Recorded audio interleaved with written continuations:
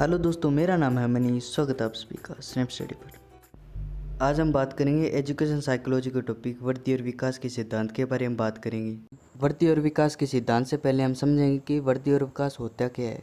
तो सबसे पहले हम समझेंगे कि वृद्धि का संबंध किससे है। वृद्धि केवल बाह्य स्वरूप में होती है। आपके शरीर में जो बाह्य परिवर्तन आते हैं, जो शारीरिक परिवर्तन आते हैं, वह एक वृद्धि का स्वरूप है। जैसे हाइट का बढ़ना, वेट का बढ़ना। विकास की ओर देखें तो विकास का संबंध आंतरिक और बाह्य दोनों स्वरूप में होता है। जैसे व्यक्ति अपनी किसी भी उम्र, किसी भी समय में भाषा का विकास कर सकता है, भाषा को सीख सकता है। विकास के अंतर्गत हम किसी भी समय में अपनी कार्य क्षमता को बढ़ा सकते हैं। और विकास जन्म से लेकर मृत्यु तक होने वाली प्रक्रिया है। लेकिन वृद्धि का समय होता है, एक निश्चित अंतराल होता है, उसके अंतर्गत इसे मापा भी जा सकता है। अब हम बात करेंगे वृद्धि और विकास के सिद्धांत या नियम के बारे में बात करेंगे। इसमें सबसे पहला नियम है निरंतरता, यानी लगातार का सिद्धांत भी कह सकते हैं। इसके अलग अलग नाम हैं। तो इसमें क्या बताया गया है कि वृद्धि और विकास सतत रूप में चलते रहते हैं, यानी एक निरंतर रूप में चलते रहते हैं। इसमें देखें कि कभी ऐसा नहीं होता, कोई शिशुअवस्था का बालक है, उसकी उम्र मान लेते हैं 1 वर्ष है, तो उसकी हाइट अभी तक इतनी है। जैसे ही वह 2 वर्ष का होगा तो अचानक उसकी हाइट अचानक ही इतनी बढ़ जाएगी। कभी ऐसा नहीं होता। वृद्धि और विकास की प्रक्रिया एक निरंतर रूप में चलती रहती है, यानी एक लगातार धीरे धीरे चलती रहती है। इसमें यह बताया गया। अगला दूसरा सिद्धांत पढ़ेंगे व्यक्तिगतता के सिद्धांत। इसमें क्या बताया कि संसार में जितने भी प्राणी होते हैं वो एक दूसरे से अलग अलग होते हैं। संसार में कोई 2 प्राणी हैं वो एक जैसे नहीं हो सकते।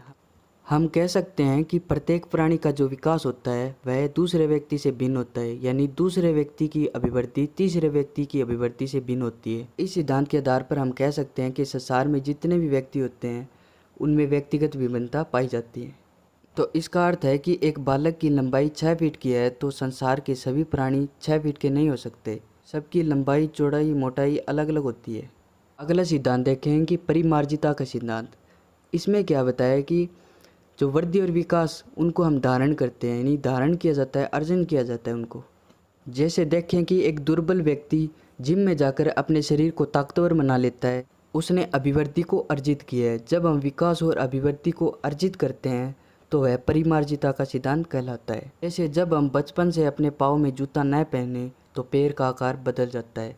कि जो लोग चाइना में रहते हैं इस प्रकार के जूते पहनते हैं कि उनका पैर का आकार आगे से नुकीला हो जाता है। यह किस कारण हुआ? ये चीन में पहने जाने वाले जूते के कारण हुआ। चीनी लोगों ने इस अभिवृद्धि का परिमार्जन किया। अभिवृद्धि और विकास को अर्जन करना ही परिमार्जता का नियम कहलाता है या सिद्धांत कहलाता है। अगला सिद्धांत है चक्राकार प्रगति का सिद्धांत।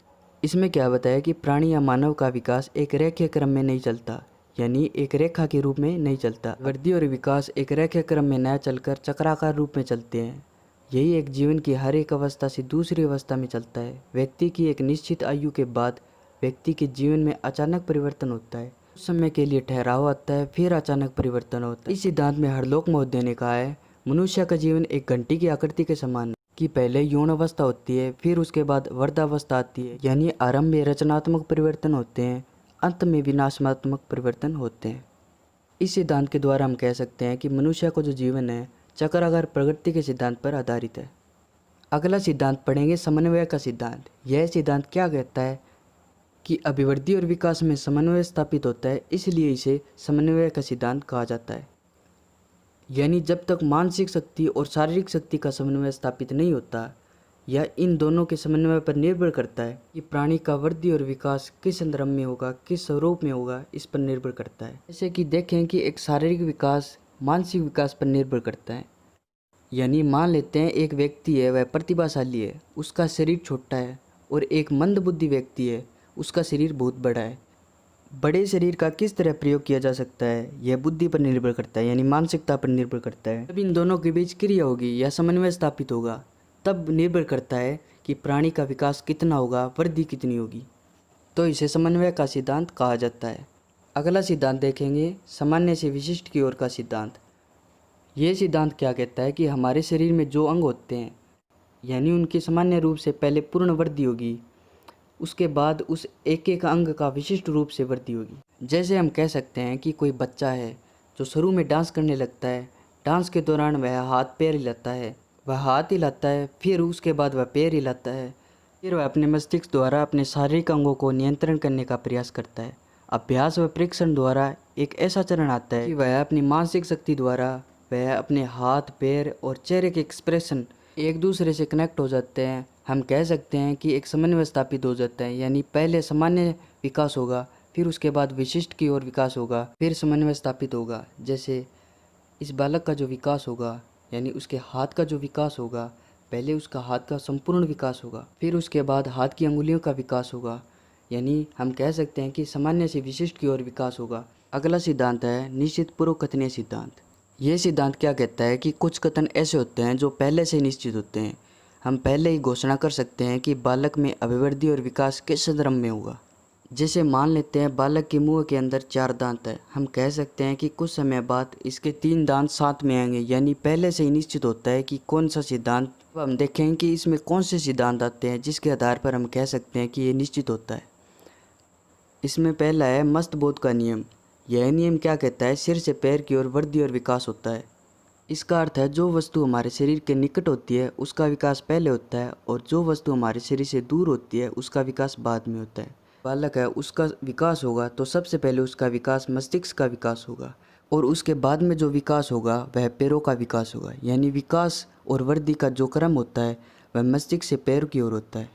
अर्थात हम कह सकते हैं जो वस्तु सिर से जितने भी निकट होगी उसका विकास पहले होगा, जो वस्तु सिर से जितनी भी दूर होगी उसका विकास लेट होगा। यानी सिर से ज़्यादा दूर पैर होते हैं, उनका विकास अंत में होगा, सबसे पहले विकास सिर का होगा। इसमें अगला सिद्धांत है केंद्र से सिरों की ओर, यानी केंद्र से सिर की ओर। इसमें पिछले सिद्धांत में हमने क्या पढ़ा था कि सिर से पैर की ओर का सिद्धांत था, यानी जो वस्तु सिर के निकट होती है उसका विकास पहले होगा, और जो वस्तु सिर से दूर होती है उसका विकास बाद में होगा।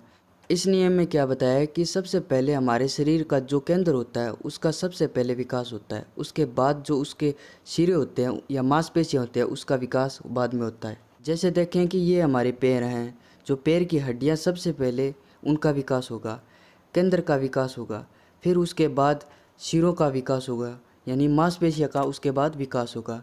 सिद्धांत को हम निकट से दूर की ओर का सिद्धांत भी कह सकते हैं। पहले निकट का विकास होता है, फिर उसके बाद दूर का विकास होता है। इसके तीसरे नियम में हम यह लिख सकते हैं कि जो विकास होता है वह सामान्य से विशिष्ट की ओर विकास होता है, यानी पहले सामान्य अंग का निर्माण होता है, फिर उसके बाद उस अंग में विशिष्ट आती है। अगला सिद्धांत है वातावरण और वंशानुगत की अनुक्रिया का सिद्धांत।